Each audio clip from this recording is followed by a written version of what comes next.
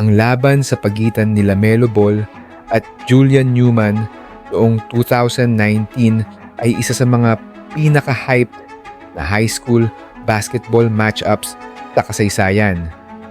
Ang laban na ito ay inaasahang magiging isa sa pinaka-inaabangang laro ng taon, lalo na't parehong kilala ang dalawang manlalaro sa kanilang mga social media following.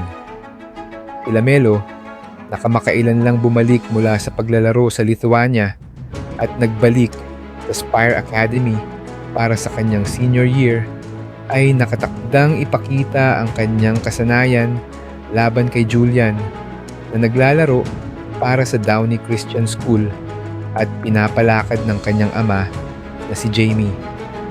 Ang laro ay nagkaroon ng napakalaking hype sa social media at sa mga komento ng kanyang ama. Inisip ng ilan na ang Downey Christian ay may pagkakataong magbigay ng malaking sorpresa. Ayon kay Jamie, kung magtatagumpay sila laban sa Spire Academy, magiging headline ang kanilang tagumpay at magiging mas malaki pa kaysa sa mga pangalan ni na LeBron James at James Harden. Ngunit kahit na may malakas na hype ang Downey, alam ng karamihan na si LaMelo at Spire Academy ay malamang na mananalo dahil sa laki, bilis at talento ng koponan.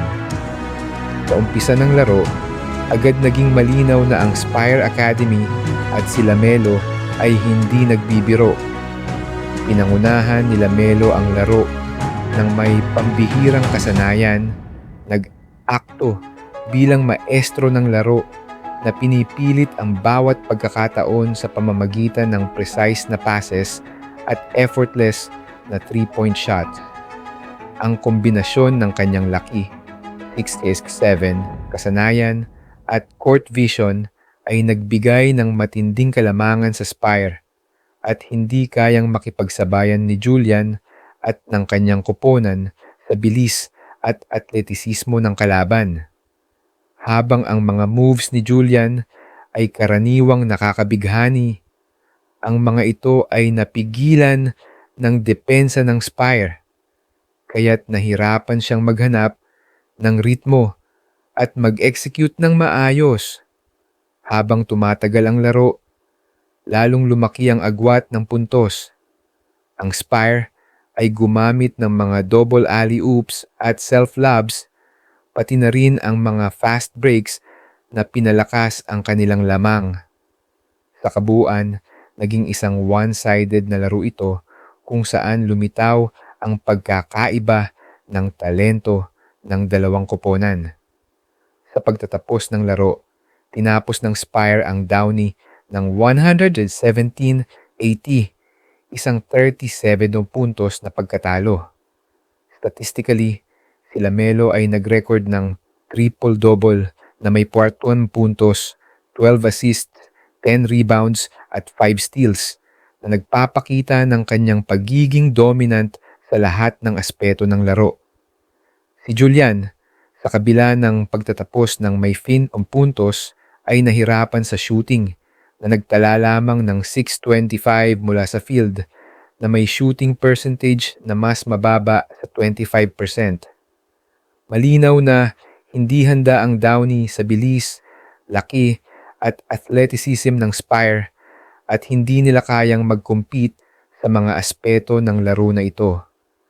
Ang pinakamatawatawang bahagi ng buong gabi ay nang matapos ang laro at imbes na mag-alala si Julian o ang kanyang pamilya sa kanilang pagkatalo, ang focus ay lumipat kay Julian's sister, Jaden, na humiling kay LaMelo ng isang picture at hiniling na i-follow siya sa Instagram.